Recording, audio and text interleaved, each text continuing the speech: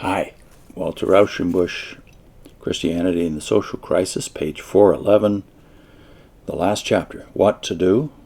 And here's Rauschenbusch's summary of his argument. We undertook in this chapter to suggest in what ways the moral forces latent in Christian society could be mobilized for the progressive regeneration of social life, and in what directions chiefly these forces should be exerted. We saw that some lines of effort frequently attempted in the past by Christian men and organizations are useless and misleading. It is fruitless to attempt to turn modern society back to conditions prevailing before power machinery and trust had revolutionized it, or to copy biblical institutions adapted to wholly different social conditions, or to postpone the Christianizing of society to the millennium, or to found Christian communistic colonies within the competitive world, or to make the organized church the center and manager of an improved social machinery. The force of religion can best be applied to social renewal by sending its spiritual power along the existing and natural relations of men to direct them to truer ends and govern them by higher motives. The fundamental contribution of every man is the change of his own personality. We must repent of the sins of existing society, cast off the spell of the lies protecting our social wrongs, have faith in a higher social order, and realize in ourselves a new type of Christian manhood, which seeks to overcome the evil in the present world, not by withdrawing from the world, but by revolutionizing it.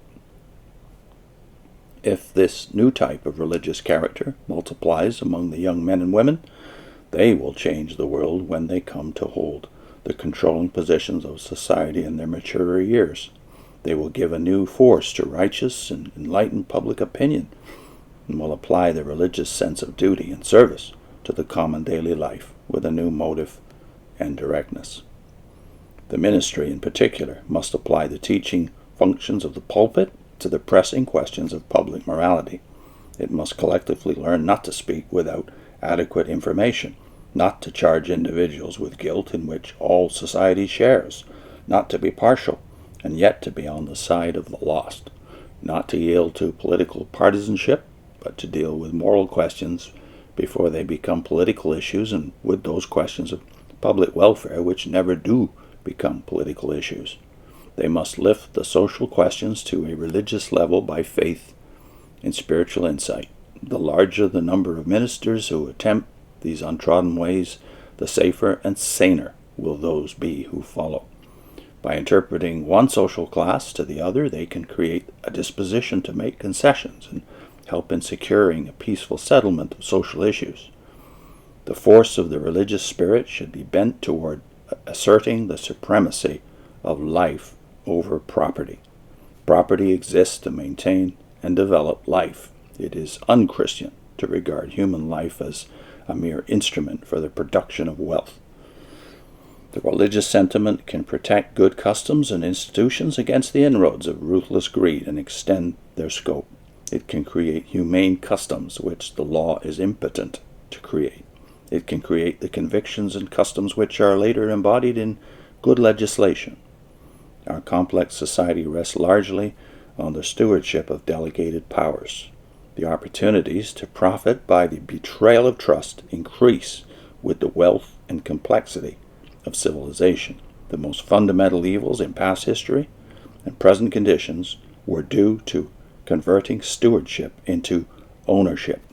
The keener moral insight created by Christianity should lend its help in scrutinizing all claims to property and power in order to detect latent public rights and to recall the recreant stewards to their duty. Primitive society was communistic. The most valuable institutions in modern life, the family, the school, and church, are communistic. The state, too, is essentially communistic and is becoming increasingly so. During the larger part of its history, the Christian church regarded communism as the only ideal life. Christianity certainly has more affinity for cooperative and fraternal institutions than for competitive disunion. It should therefore strengthen the existing communistic institutions and aid the evolution of society from the present temporary stage of individualism to a higher form of communism. The splendid ideal of a fraternal organization of society cannot be realized by idealists only. It must be supported by the self-interest of a powerful class. The working class, which is now engaged in its upward movement, is struggling to secure better conditions of life and assured status for its class organizations, and ultimately the ownership of the means of production.